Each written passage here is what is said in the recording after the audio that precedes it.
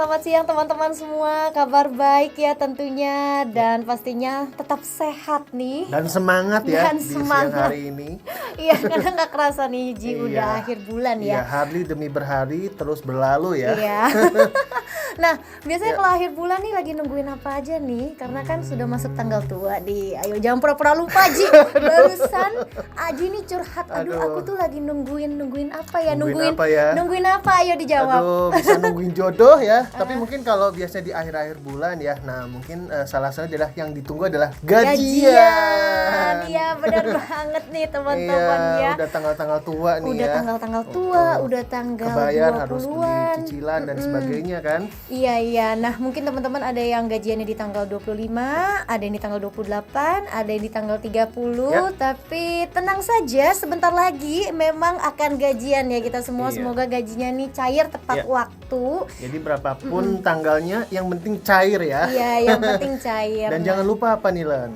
Dan jangan lupa juga untuk Ya. ditabung dan Betul. diinvestasikan, jangan langsung dihabisin Iya. bulan itu juga ya. Betul. Nah, kalau ngomong-ngomong soal investasi, pastinya kita bakal membahasnya nih Iya. di hari ini nih. Kira-kira saham apa saja sih yang dilirik?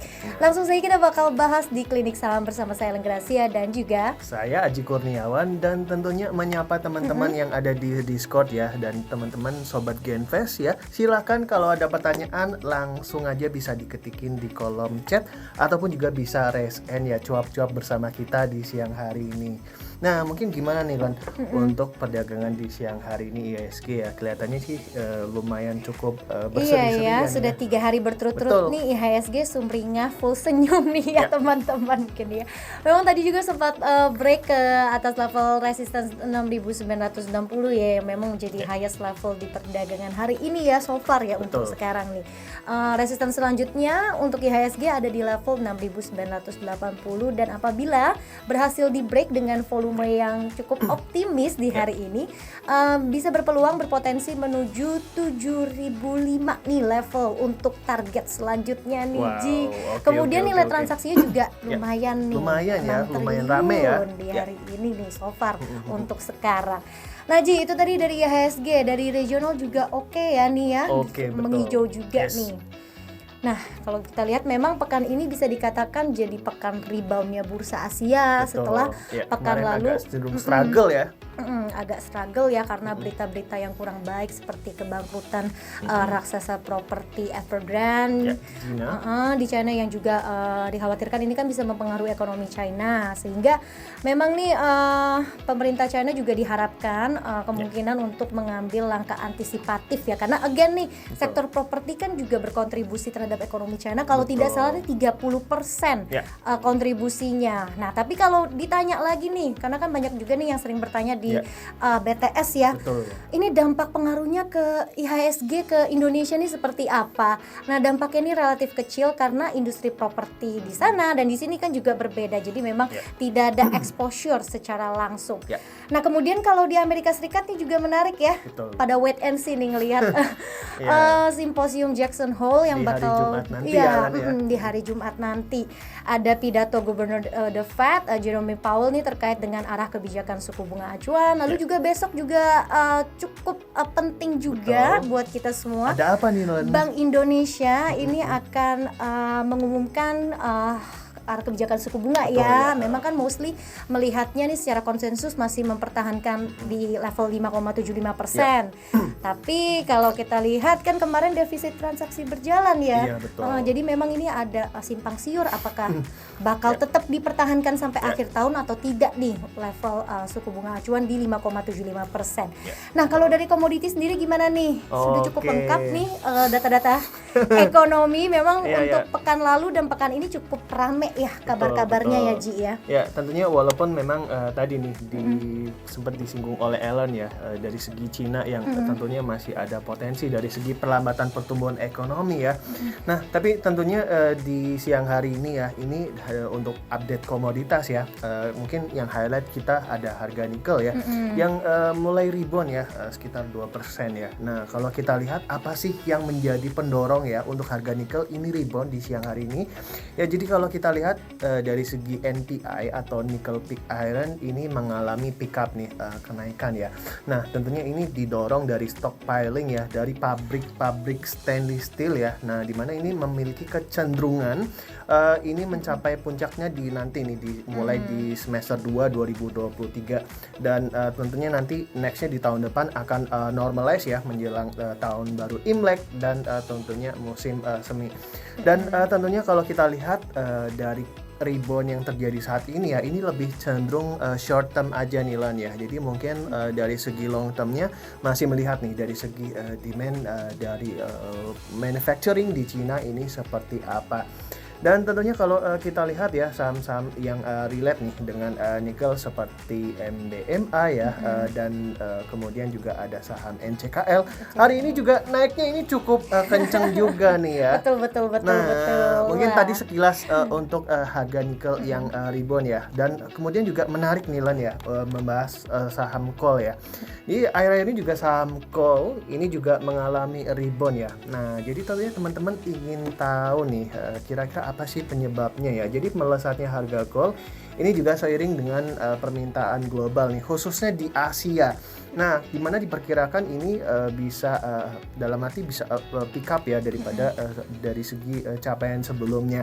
Dan tentunya ada kekeringan di terusan Panama yang menyebabkan gangguan rute ini pengimpanan batu bara di Amerika Serikat untuk tujuan pasar global. Nah, tentunya juga dari segi tingginya impor di China ya dan Australia ini tertinggi dalam 3 tahun terakhir, ini juga meningkatkan permintaan India ini bisa kembali recover ya. Dan juga potensi pemogokan serikat kerja gas alam ya di Australia ini juga menjadi faktor pendorong ini menjadi harga coal ini rebound nih akhir-akhir ini. Oke, jadi memang untuk harga nikel dan juga harga coal ya batu bara ini dua-duanya didorong oleh sentimen yang cukup positif secara short term ya. Tadi udah digarisbawahi nih sama Aji untuk short termnya. Tapi batu bara nih sebenarnya ada katalis secara long termnya juga nih Ji. Ya kan kalau kita melihat nih ya khususnya saham-saham sektor energi nih emiten-emiten batu bara ini sudah beberapa hari ini memang rally-nya juga cukup menggembirakan ya. Ada Adaro, PTBA, ITMG, Harum, Bumi ini semuanya menghijau nih di hari ini. Nah bahkan untuk Adaro nih bisa full senyum nih. Sumringah Iya bisa sumringah lagi nih teman-teman. Lanjut lagi ini menguatnya di berapa ya? Kalau tidak salah sih sudah di atas 3% ya. Kemarin juga ditutupnya 3%-an nih dan menjadi trading ideas di hari Senin nih. Jadi teman-teman yang ikut juga udah happy cuan, congrats. Nah, apa sih sebenarnya katalis secara long term untuk emiten batu bara selain harga batu bara globalnya juga nih, karena ada kabar terkait dengan rencana implementasi BLU yang juga menjadi angin segar nih buat emiten batu bara ya, seperti yang tadi sudah dibahas juga nih di BTS tadi pagi ya. Jadi setelah memang kinerja emiten batu bara ini cukup terbebani baik dari sisi labanya, pendapatannya karena normalisasi harga batu bara belakangan ini sejak awal tahun, tapi sebenarnya implementasi terkait dengan BLU ini cukup menjadi booster kali ya kalau kita melihat untuk view jangka panjangnya, karena pemerintah ini akan memungut iuran ekspor batu bara dari perusahaannya. Nah, di mana nih nanti dananya juga akan dikembalikan ke perusahaan yang menjual ke pasar domestik teman-teman dengan harga patokan pemerintah, sehingga selisih harga ekspor dan harga domestik ini akan ditutup dari dana BLU ini dan bakal dibayarkan ke perusahaan. Nah, again nih pertanyaannya, siapa yang bakal diuntungkan? Ada Adaro dan PTBA nih. Sebenarnya nih, coba di-spill nih. Kenapa ini dua yang bakal diuntungkan dari implementasi BLU ini? Nah, jadi kalau kita lihat ya, memang dari segi Adaro dan PTBA ini punya exposure yang cukup kuat nih dari segi Newcastle coal ya. Sedangkan kalau ITMG ya, itu nggak, dalam arti exposure coalnya itu nggak terlalu banyak ya. Jadi tentu itu yang menjadi alasan ya, kalau misalnya ini diimplementasikan ya, Adaro dan PTBA ini bisa diuntungkan.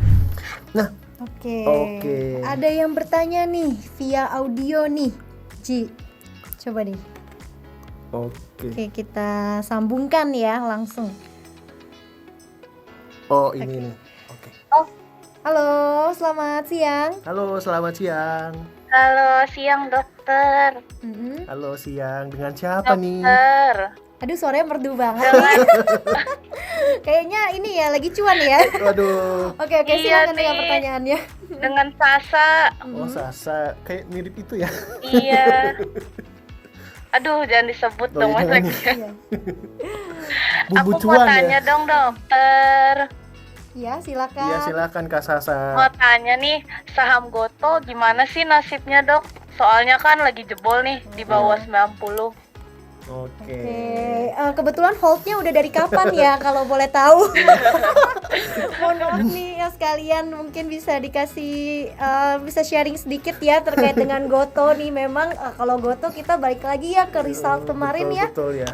Ji ya, memang kan concernnya ini ngelihat terkait dengan GTV-nya nih. Betul. Jadi Kira-kira gimana gitu.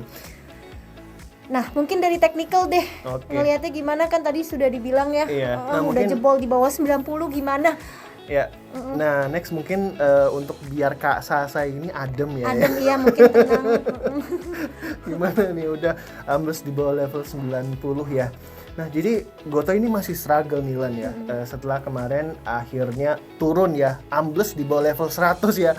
Nah, jadi kalau kita lihat memang ini seiring dengan dari segi resultnya ya, GTV-nya di kuartal 2 ini turun ya. Nah, tentunya GTV ini masih menjadi concern nih bagi pelaku pasar ya, untuk pemain teknologi seperti Goto ya, di demand services dan dari segi e-commerce servicesnya. Dan kalau kita lihat memang untuk nextnya nih ya, dari segi mungkin GTV di next quarter ini masih potensi untuk turun ya. Jadi tentunya mungkin dari hal itu membuat Goto ini masih potensi nih untuk koreksi di bawah level 90 ya. Nah, secara short term mungkin bisa diuji dengan support yang terkuat ya, ini 82. Itu benteng pertahanan. Betul, benteng pertahanan.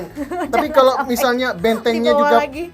ya betul, kalau bentengnya itu juga tertembus ya, nah tentunya wassalam ya, mungkin bisa aja nih turun di bawah level itu. Ya, tapi mungkin- jangan sampai terjadi nanti Mbak Oke. Sasa nggak bisa tidur. Jangan gitu Ji, kita Nah, tapi namanya investasi tentunya iya. ada risikonya ya, nggak Iya. ada investasi yang selalu cuan-cuan terus ya. Oleh karena itu ya tentunya kita harus tetap optimis. ya tetap Iya, optimis tetap dan optimis tetap dan manage resiko betul. juga.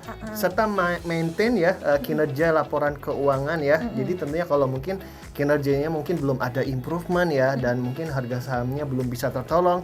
Nah, tentu nih batasi risikonya dengan cut loss Iya, gitu. itu mungkin untuk Goto concernnya di GTV, tapi Ya. terlepas dari itu nih sedikit pemanis ya untuk kinerja Goto nih terakhir di semester 1 2023.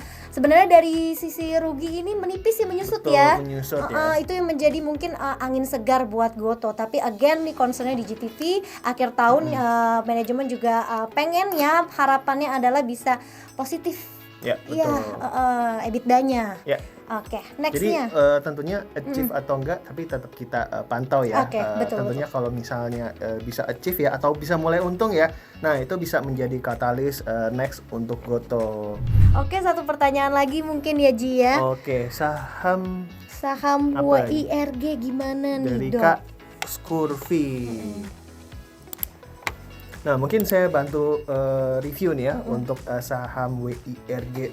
Barusan juga di musim semester 1 2023 ya, laporan keuangan WIRG juga melaporkan ya result yang cukup sumringah nih Lan ya. Nah, jadi dari reviewnya ini tumbuh 91,9% secara year on year kan. Kemudian juga dari segi EBITDA maupun net profit ya, ini masing-masing naik 88,3%, dan laba bersihnya ini juga tumbuh ya, mengesankan 33,3% secara year on year. Dan tentunya kalau kita lihat ya, intip secara teknikalnya nih ya hari ini juga mengalami kenaikan ya. Iya, setelah sekian lama Agak-agak sideways ya. sideways, Hari ini naik lumayan sih 2,2%-an ya. Dan next mungkin Kak Skarvi nih tanya, mungkin kira-kira mungkin kalau menarik masuk di mana nih ya? Masih oke kalau selagi tidak turun di bawah Bawah level 128 ya. Mungkin kalau ya 130 turun ya mungkin potensi koreksi ya, swing ini terbuka. Tapi kalau di atas 132 130 masih aman-aman aja ya. Nah, ini bisa dipantau supportnya ada di sekitaran 138 136 ya. Dan selagi masih di atas 140, on track masih bisa menguat kemana. Short term ada di 148 hingga di 100, nextnya 155an ya untuk saham WIRG. Oke, itu dia tadi saham WRG menjadi pertanyaan terakhir yang sudah kita jawab dalam edisi Klinik Saham kali ini, teman-teman. Happy cuan tentunya dan sebentar lagi gajian, jadi tetap semangat ya. Semangat. Thank you banget nih sudah join di Klinik Saham hari ini bersama saya Ellen Gracia dan juga ada Aji di sini. Dan jangan lupa terus saksikan Klinik Saham di Discord dan juga YouTube CGS CIMB Sekuritas Indonesia. Sekali lagi disclaimer on, dan tentunya kita ketemu lagi di Klinik Saham berikutnya. Dah.